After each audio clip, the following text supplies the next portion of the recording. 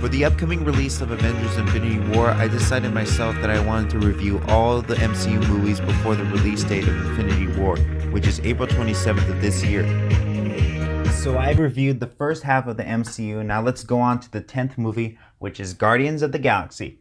Peter Quill is abducted by bounty hunters after he witnesses his mother dying of cancer. Years later, he steals an orb that is desired by Ronan, a powerful villain.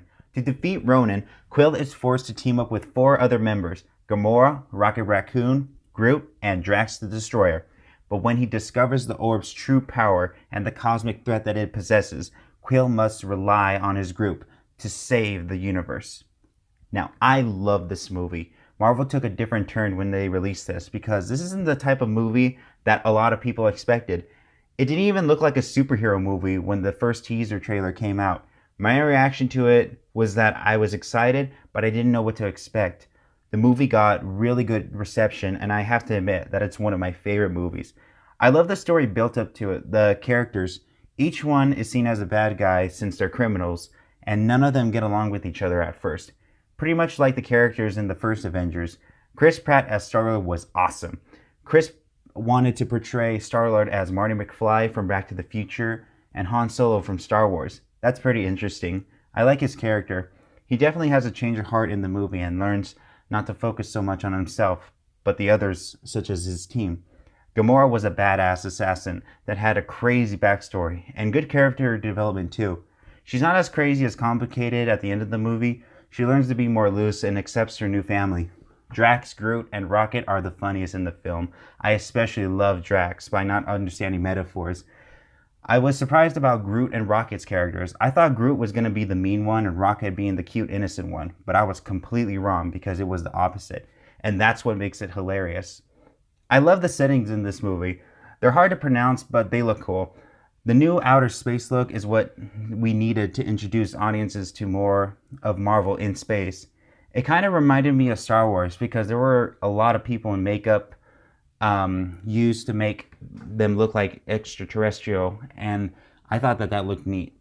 The only complaint I have about this movie is the villain. Ronan is a bland villain like Malekith in Thor: The Dark World. I can't really take him serious because of the way how he looks and the way how he talks.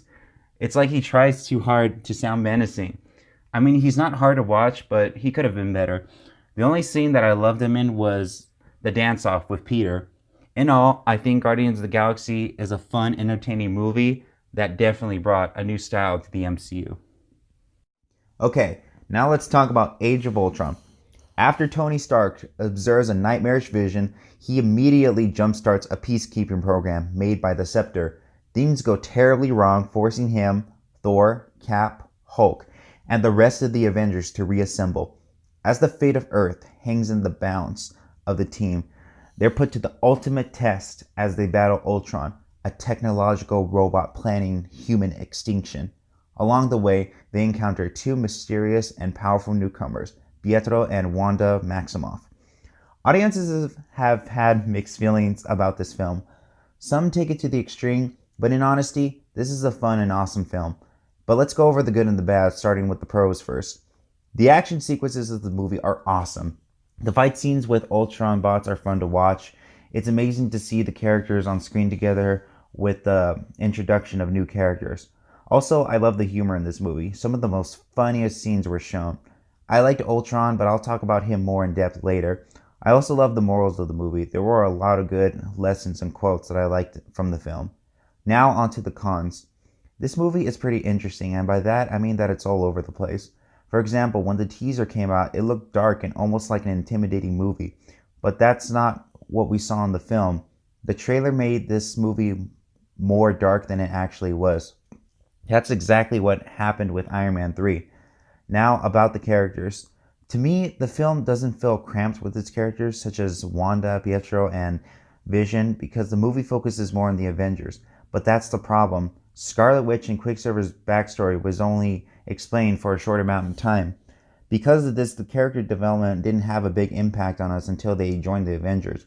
The death of Quicksilver would have had more of an impact if more focus was put on his character.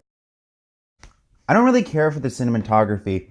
It has a weird kind of dark tone. I prefer the cinematography in the first Avengers movie because of the bright colors that match the tone for the movie overall.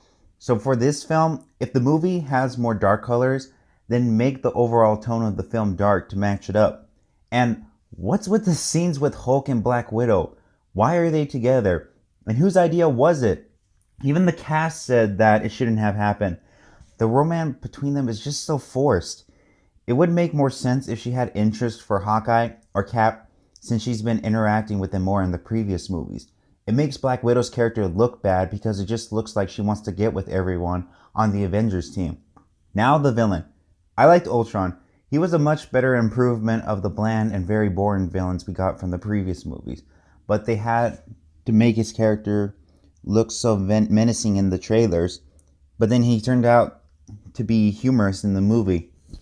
Marvel has done that a lot in Phase 2, where the characters are not what we expect them to be, and it's annoying.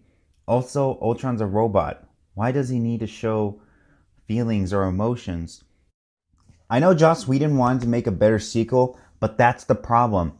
You stressed yourself trying to make a better movie when it actually came out worse. I'm not saying this movie is bad, I'm just saying that it would have been better if there wasn't so much cramped in there.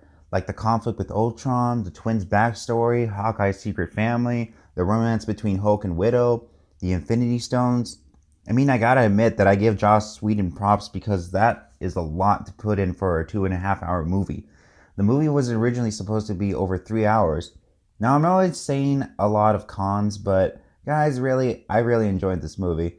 I was blown away to see everything, and it has its mistakes, but the thing about Marvel is that they learn from their mistakes, and they make better movies for the future. In the end, Age of Ultron's a really entertaining movie that has its ups and downs, but it is still fun to watch. Let's finish up Phase 2 with Ant-Man. Forced out of his own company by former partner Darren Cross, Dr. Hank Pym recruits the talents of Scott Lang, a master thief just released from prison. Lang becomes Ant-Man, trained by Pym, and armed with a suit that allows him to shrink in size, possessive of human strength, and control an army of ants. The miniature hero must use his new skills to prevent Cross, also known as Yellow Jacket, from perfecting the same technology and using it as a weapon for evil. Man, this movie is awesome. It's action-packed, funny, and has a decent story to it. I really love Paul Rudd in this movie. We really get to see his character struggle over the fact that he just got out of prison. He's not allowed to see his daughter as often as he wants. He's just able to make his character look dramatic and funny at the same time. I love the scenes of Scott Lang, like the one in Baskin Robbins, or when he's trying to return the suit and admits to the cops that he stole it. Little things like that make the movie really enjoyable. I also really love Luis in this movie. He's really funny. We get to see his humor just as we first see him. I love the way how he tells his stories and the way how he talks. It just makes his character interesting and funny. Everyone's been asking about him trying to retell everything that's happened in the MCU so far. I think that would be a great idea. I also love Scott's daughter in the movie. She was so adorable. She's what also brings humor into this movie. And she's also how we see the struggle that Scott is going through. It really adds emotion. Hank Pym was a good choice to have in this movie. I like how this movie doesn't have Hank Pym as the Ant-Man, and it works out too. I love the references that Hank Pym was the original Ant-Man, and I also love his character too. It was pretty neat to see how he was CGI in the beginning of the movie. The CGI has been really good in the MCU by far, by making the characters look young or old. Hope was a decent character. I love the story arc between her and her father, but I think they've made her character a bit too malicious.